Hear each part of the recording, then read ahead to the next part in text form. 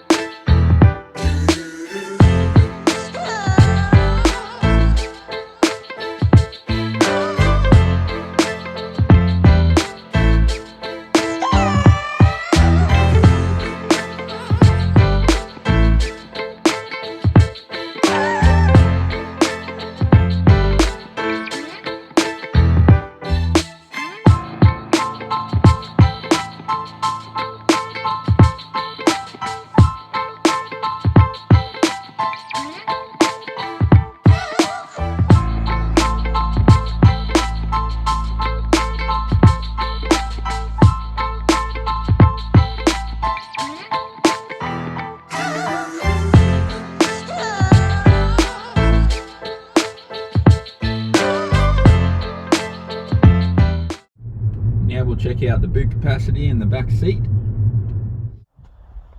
The Abarth 500e, being a compact car, has 185 litres of boot space, but you can drop the rear seats. Now there is a mechanism on the key fob to unlock, but it will not raise the lid. Double tap, or there's a button here. Once open, you can see I've got the seats down. Very easy to pull up, being a nice small car. And then you also have the parcel shelf. Just hook around there, underneath, and then fold over. And you're back to a normal boot. Now this one does come with, there's nothing under the back here, so you do have a bag for the extra charge cable that goes into the Tesla power chargers. And you have a tyre pressure kit because you don't have a spare. So in case you get a flat, fix her up. Nice and compact, nice and simple. Let's have a look at the rest. Let's have a go at getting in. Alrighty, so heading into the back.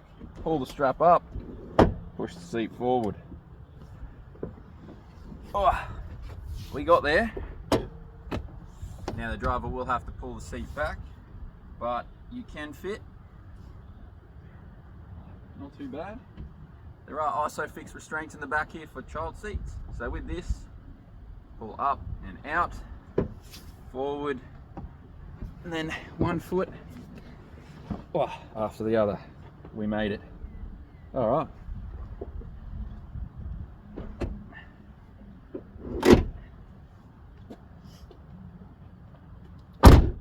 And we can't forget about up front. Righty guys, the interior of the Abarth 500e.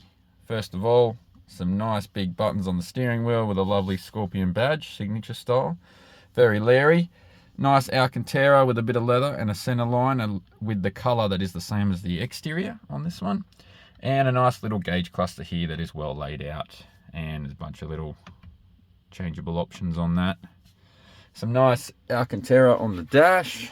Some lovely Alcantara seats, which are nice and bucket style. Nicely laid out, awesome colors, awesome design. Really feels special and sporty. Even has the leather strap for when you want to get into the back. Similar styling in the back, not bad at all. And a little bit across the doors with these electronic buttons here to open and a fail-safe down below. Some other little details are wireless Apple CarPlay and Android Auto, stunning. Alrighty, there's no head-up display, but that's fine. 6-speaker JBL stereo, which works just fine. Wireless charging here with a lovely indentation here of the city that it is made in. I do love those kind of features. Also, for those with a keen eye, inside the door handles here it says made in Turismo and has the original Abarth 500 there. We also have, these are gear selectors, our sports mode selector, park brake and volume control. This little guy here can fold away, giving you extra room there for a bag, or you can have a drink holder. Plenty in the middle here, USBs galore, old school socket, another drink holder, and whoops, and a nice deep cavity there, which I reckon would go well for like your sports drink bottle if you're going to the gym, something like that. Steering wheel has a nice feel to it. Everything's pretty good. These are pretty standard. Overall, great visibility, I must say. Also, I had one of my tall mates, I think he's 6'5", fit in this car, and he was actually really comfortable. Nice quick release on the moonroof cover, and then it just clips back in like nothing else. Nice layout, guys, really simple and just special enough, really.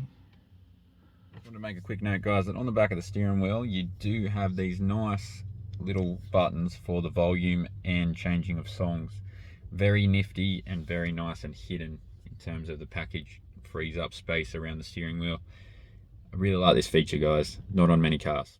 Alrighty, so the Abarth 500e.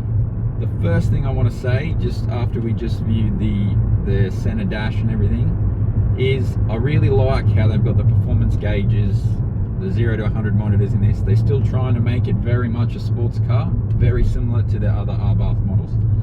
I like the setup in here, the Alcantara. I think the seats and everything are stunning and exactly how they should be for what is an Abarth.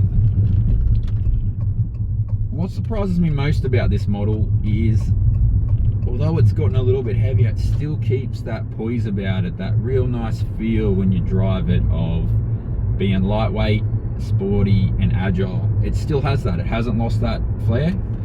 And I also like how they tied the drive modes in a little bit more than most. They put a little bit more effort. So you've got Turismo, which is the most efficient and for your long drives, and I found it super efficient coming from Sydney down back to the Central Coast.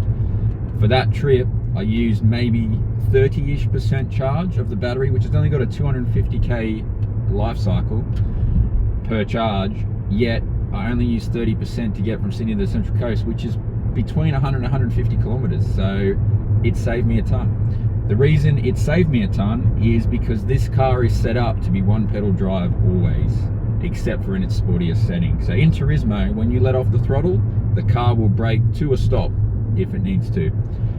Now that is something that was difficult to get used to, but ultimately super efficient. So I get why they did it.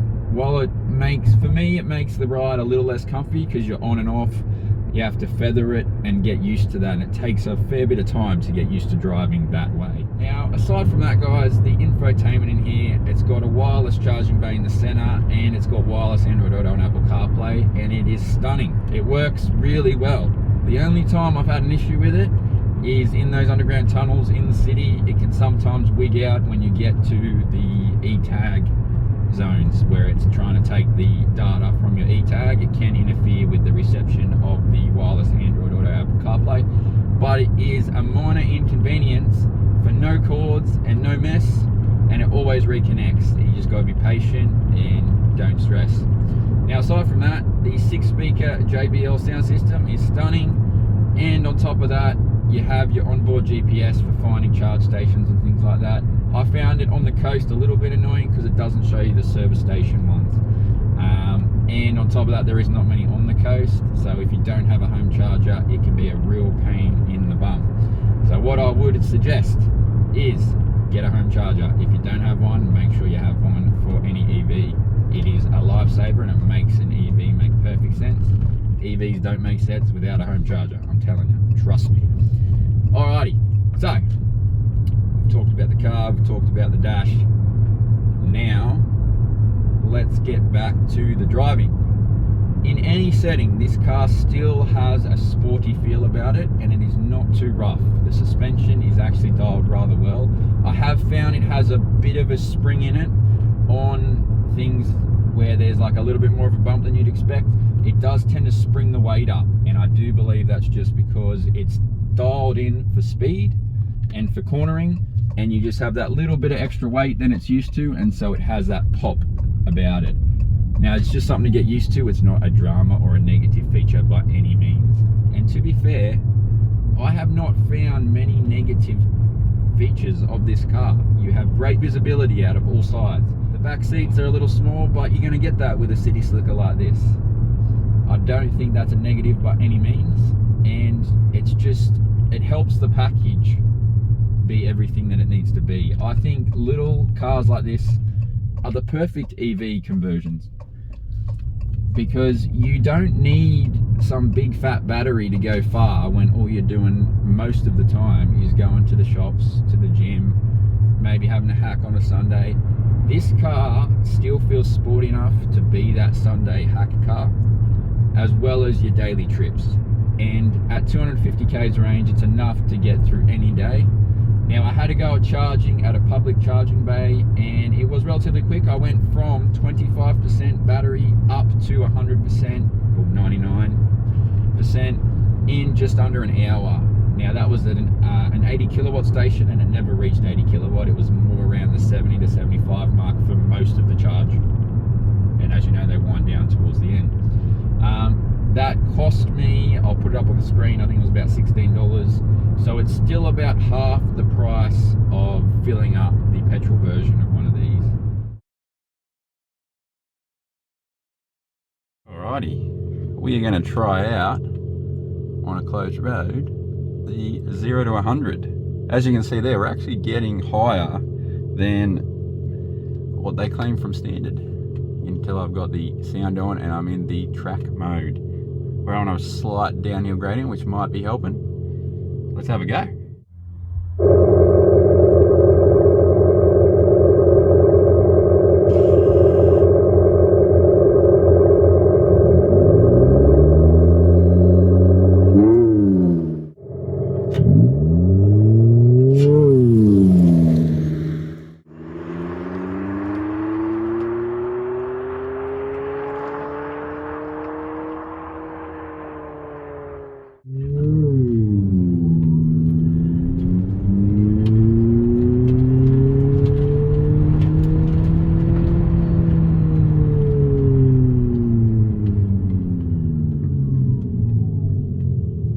Pretty impressive.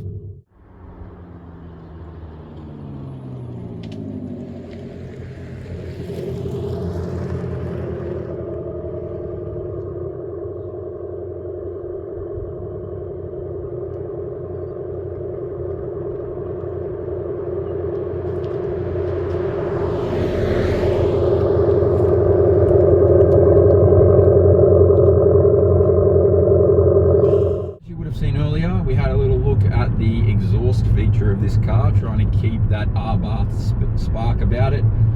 Personally, I think it's great stationary and for the little drag runs with the drag monitor and the performance setup, but I don't like how it never changes gear. I know this car has only got a single gear gearbox, but the fact that the engine note never changed gear gives it that little bit of droniness when you're driving normally, and it's just not something you'd keep on very often, really. It's a bit of a here and there kind of feature. It is a nice touch. I just wish they would have given it a little bit more effort, added sort of maybe some fake gear change in there and some snap crackle and pops when you back off. Would have really finished it off perfectly. So quiet. Alrighty guys, safety features. So, doors auto lock as you drive, pretty standard these days. You have parking sensors all around the exterior, which work rather well. You do have lane monitoring and steering assist, and it is honestly rather well dialed in the sense that you barely notice it. It's not over the top, and that's so important on what is trying to be a performance car. You don't want to feel like the car is doing the job for you. They've done a real good job of making it very subtle. It's a small car anyway, so realistically you got plenty of room to sort of move around your lane anyway, so you don't need to be as strict as when you're in a bigger car and it's got to be bang on. So they've done a good job of the safety features, not too much, not too little. The aircon works rather well, but it will drain your battery being such a small battery. And we're about to go onto a nice little bit of road on the Central Coast with some nice bends in it. So we'll have a little go in the Scorpion track mode, which takes away the one pedal drive. And honestly, immediately this car feels zippy. It feels fast, it feels agile, and it just feels plenty fast enough for the size of the car, honestly. Like, it's just got plenty of go. It's got a top speed of 150, but you can get up to close to that and it just feels like it's got plenty more. It's a little bit, it must be limited to that. I definitely think it could do more than that if you wanted it to. Brakes work rather well, turns in nice and agile, like, you know, you can really throw it into the corner and you've got plenty of grip to spare.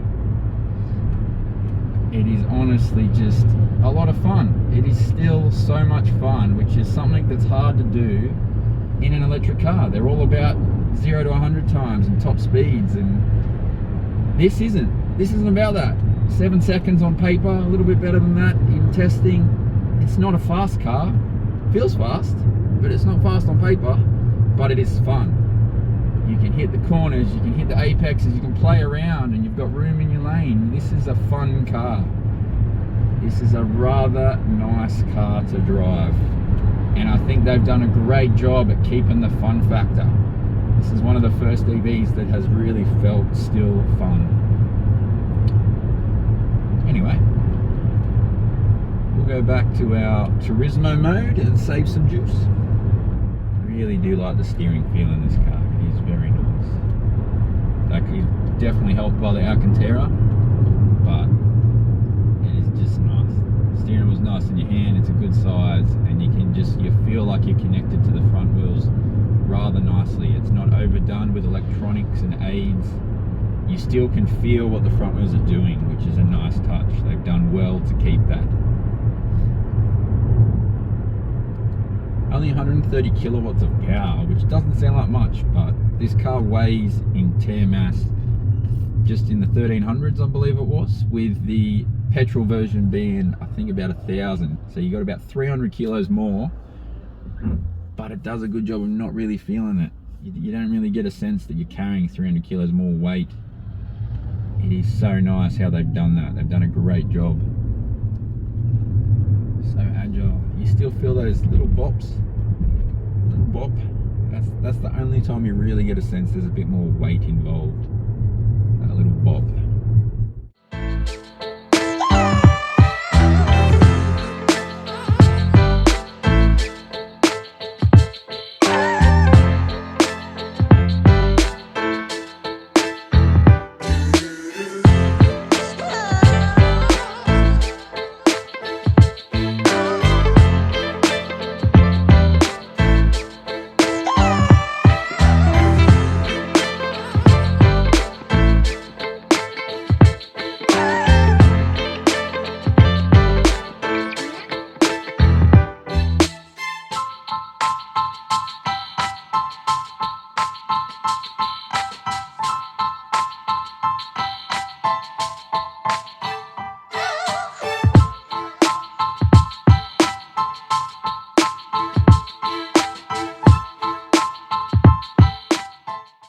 Alrighty viewers, the wrap up time. The wrap up on the Abarth 500e. For me, this car has impressed pretty heavily in terms of handling and still feeling sporty. I do feel like this is a performance EV, and I feel like that term is a hard term to win. I mean, there's obvious ones that do, which is like the Porsche Taycan, Rimac Navara, but all the everyday stuff, there's not many that really achieve that sports car feel and remain an EV in its full extent. Do I wish it had a manual gearbox and an engine note that is real? 100% I do. But if I had to live in a world where there were no petrol cars and no manuals, 100% I would class this as a sports car, and I'd say they've done a pretty good job of it. However, biggest drawback for me is the price. 58,900 plus on roads is absolutely huge for the size of this car. I think that is, it's just, look, they've ticked the box. They've achieved what they needed to. They definitely read their brief well, but 58,900 plus on roads is a lot of money, and it's a lot of money for not much car physically. Like, it actually is, there's not much to the car. Don't get me wrong, it does perform where it needs to. I think the 250k range in this small package is fine, guys. I don't think anyone should be worried about that. In terms of charging, I'm at about 40%. It told me 22 minutes till I'm at 80%. So really, if you have a weekend of driving, a nice long day of driving, and you go and have lunch at the end of it, you're going to spend that hour charging. It's going to cost you maybe $15, $16. And by the time you finish lunch, you'll be good to go again with a full battery. So I think charge times and things like that, there's not too much in terms of a hassle to it. Being the Central Coast, there is a hassle on the Central Coast that there's not many chargers, and that sometimes they're pretty hard to get to snag one. But if you have a home charger, and if you're only doing public charging on like a weekend trip, I don't think you're really going to have any dramas. This car as a package, epic. I love the way Abarth do things. I love the outlandish colors. I love all the extra Abarth logos, the scorpion everywhere. It fits the brief so well, and good on them for that. But overall, due to the price, this one is a bit of a hard sell, but I do like it, and I like it as an EV as well. So good job, Abarth, and thank you, Exhaust Notes, and thank you everyone for watching. If you want to know any more about this car, or if there's anything you're unsure of, please shoot us a comment, and I will see you on the next one. See you guys.